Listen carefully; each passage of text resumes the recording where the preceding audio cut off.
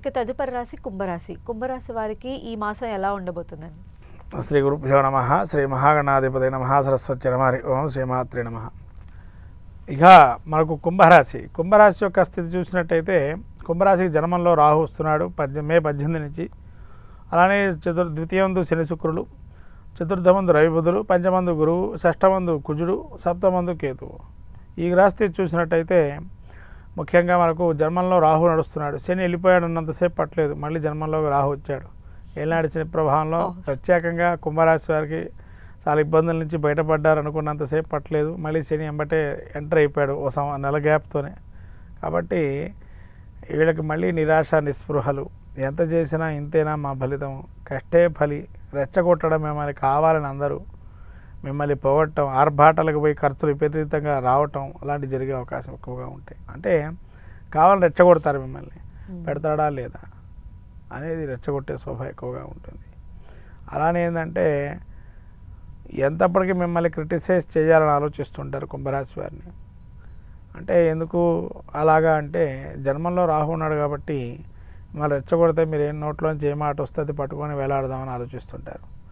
ద్వితీయంలో శని శుక్రుడు ఉండటం వల్ల ముఖ్యంగా ఈ ధన రాబడి ఏదైతే ఆగిపోయిందో, లేదా కుటుంబంలో కొంతవరకు ధనం ఎక్కడైనా వచ్చి మనకు రావాల్సిన ధనం, ఆగిపోయిన ధనం అవన్నీ కూడా తిరిగి వచ్చే అవకాశం ఉంటుంది.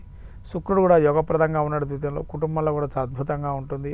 కుటుంబంలో కొత్త విషయాలు, కొత్త వాళ్ళు రావటం, అంటే వాళ్ళ ద్వారా మీకు కొంత పరిచయాలు ఏర్పడటం, వ్యాపార లావాదేవీలకు కానీ ధనపరంగా కానీ లాభాలు చేకూరే అవకాశం ఉంటుంది. అలాగే రవి బుధులు చతుర్థమందు సంచారం చేస్తున్నాడు కాబట్టి అద్భుతంగా బుద్ధి కుశలత కౌశలతో వ్యవహరించడం, తగు సమయానికి సమయస్ఫూర్తి ఆలోచనతో కొన్ని నిర్ణయాలు తీసుకోవటం చాలా అద్భుతంగా రావటం వాటి ద్వారా. అలానే పంచమంలో గురువు ఉన్నాడు కాబట్టి గురువు యోగప్రదంగా ఉన్నాడు. జన్మరాశిలో రాహు ఉన్నా కూడా గురువు యొక్క దృష్టి పట్టడం వల్ల ఆ రాహు కూడా కొంతవరకు స్తబ్దుగా ఉండడం జరుగుతుంది. గురువు ఎప్పుడైతే శుభదృష్టి జన్మరాశి మీద పడుతుందో కాబట్టి కొంత ఆపదల నుంచి బయటపడిన వాళ్ళు అవుతారు.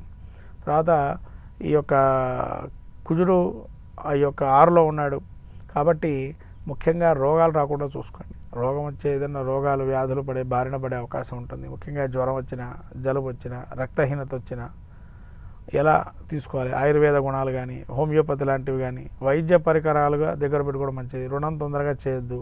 ఒకవేళ అత్యవసరమైతే అధిక మొత్తంలో రుణం చేయండి. చిన్న మొత్తంలో అయినా వృధం కూడా ఏది చేసినా మీకు అవసరం ఉన్న దాన్ని బట్టే చేయండి. అంతే తప్ప ఎక్కువగా తీసుకొని ఇబ్బంది పడే అవకాశం చేయకూడదు.